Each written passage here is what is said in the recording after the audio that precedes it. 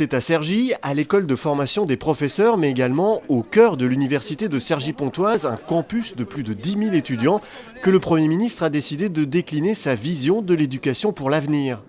Manuel Valls a plaidé pour ce qu'il appelle une nation éducative, un programme où l'éducation au sens large serait au cœur d'un vaste projet de société. Ma conviction, c'est qu'il n'y a pas de projet politique viable, c'est qu'il n'y a pas de projet de société solide, c'est qu'il n'y a pas de projet pour la nation qui ne soit pas basé sur l'éducation.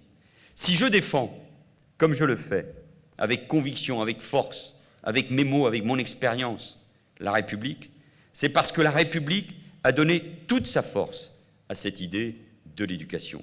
Devant plusieurs centaines d'étudiants de l'université de Cergy-Pontoise, le Premier ministre a également défendu l'idée d'universités ouvertes sur les territoires où elles sont implantées, mais également ouvertes à l'international. Il faut des campus où se rencontrent des étudiants, des enseignants et des chercheurs de toutes nationalités, de tous les milieux sociaux. Il faut en faire beaucoup plus pour les jeunes de nos quartiers populaires ou des territoires ruraux. Leur envoyer un message très clair, leur dire enfin que les portes leur sont grandes ouvertes. À l'université de Cergy-Pontoise, le message de Manuel Valls est reçu 5 sur 5.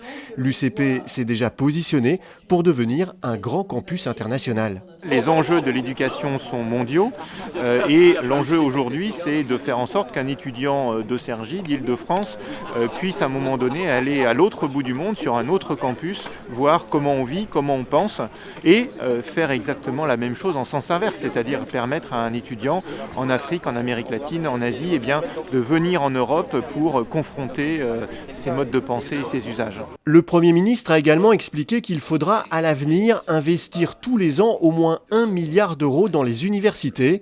Le prochain quinquennat devra aussi être celui des vraies augmentations de salaire pour tous les enseignants, a également déclaré Manuel Valls, qui souhaite aussi la généralisation des expérimentations en matière de mixité sociale dans les collèges. Un discours sur l'éducation qui ressemble à un programme de campagne. Le Premier ministre multiplie dernièrement les allusions pour confirmer qu'il se tient prêt au cas où pour la présidentielle de 2017. Au revoir, merci à tous.